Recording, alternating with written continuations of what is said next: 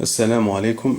Je viens de découvrir hier, je pense, le pseudonyme Le Bouc Émissaire, qui est une personne qui écrit des articles bourrés de calomnies sur le site de Salim Laibi, alias le libre penseur.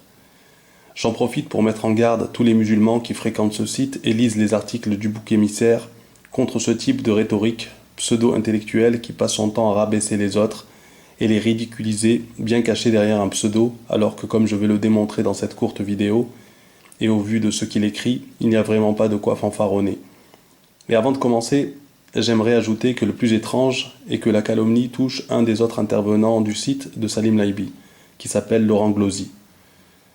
Alors venons-en à ce qui m'a conduit à réaliser cette vidéo. Il y a quelques minutes, je voulais voir ce que racontait ce bouc émissaire, dont j'avais mis l'article dans mes marque-pages, pour le lire quand j'aurai un temps libre. À la lecture de son article intitulé La plate planète qui est la mienne, je suis d'abord surpris par la façon dont il souhaite démonter la théorie de la Terre plate. En effet, il dit que les Flat Earthers, les partisans de la Terre plate, se basent sur deux principales preuves et il va à la ligne et nous donne ces principales preuves comme étant les logos respectivement de la NASA et celui de l'ONU. Ce que je peux dire, c'est que, effectivement, si c'était là les deux preuves principales des partisans de la Terre plate, il y aurait de quoi s'inquiéter sur la santé mentale de ces gens. Mais, et j'en suis persuadé, le bouc émissaire sait pertinemment que personne n'affirme ou met en avant ces deux éléments comme étant les principales preuves, ce sont des éléments parmi tant d'autres. Mais pour faire passer ce mouvement pour un ramassis d'abrutis, je comprends que le bouc émissaire présente les choses de cette manière assez détestable et méprisable et méprisante. Mais ce qui m'a fait comprendre que l'on avait affaire à quelqu'un qui non seulement calomnie ouvertement, mais qui fait un travail malhonnête et médiocre, c'est ce que je vais exposer maintenant.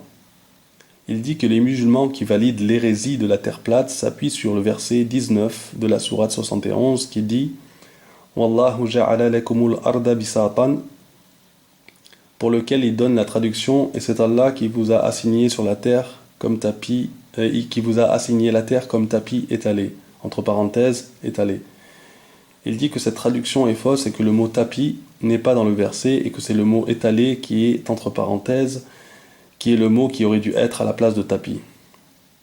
Il ajoute que cette traduction relève de la maladresse ou de la malhonnêteté. Que peut-on dire de cela? Eh bien, pour commencer, que le bouc émissaire devrait soit aller prendre des cours d'arabe, soit se repentir d'avoir menti sur Allah. Car bisat veut bien dire tapis, et qu'il n'y a ni maladresse, ni malhonnêteté dans la traduction, mais plutôt dans son petit cours d'arabe qu'il nous fait et qui est complètement erroné.